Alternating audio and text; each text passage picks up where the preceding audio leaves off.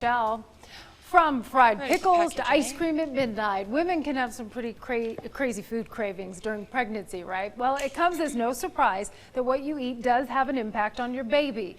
But what about your baby's future babies? Yeah, our Beltz has more on a new study that discovered how generations of your family's health can be shaped by what you eat now. Roll and dissolve.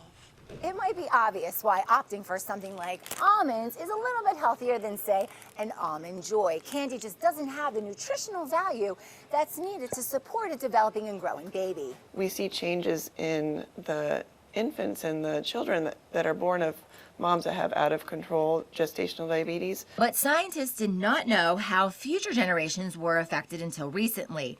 Researchers at the University of Zurich found that obesity did not stop at the first generation. A fatty diet appeared to alter the genes of the mice's grandchildren and great-grandchildren that were observed in their study. The third generation, yeah, that's really interesting.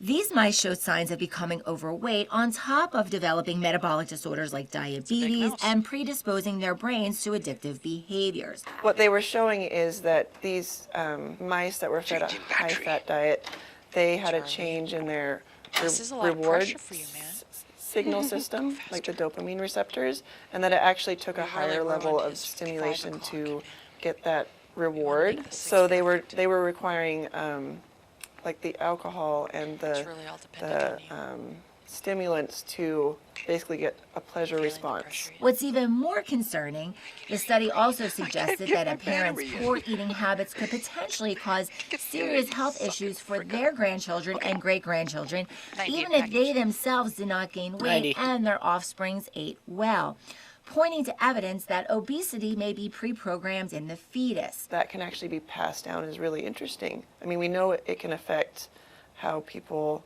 metabolize sugar and respond to insulin, and it's not far-fetched to think that they would have the same kind of passing down of the genes that also affect the reward system. Yeah, in our brains. It's fascinating. Even though more human proof is needed, healthcare professionals say don't discount the mice. It was a mice study, but I think it's a good indicator of what we're seeing even in just observation. And don't panic if you gave in to an occasional craving. This is like a study where they affected the whole gestational period, where they were feeding that high-fat diet the whole gestational period.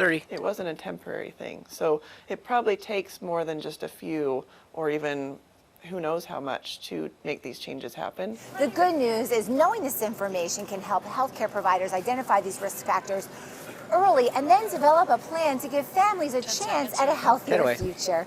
Beltz, Creme 2 News. Interesting stuff right there. Well, he made the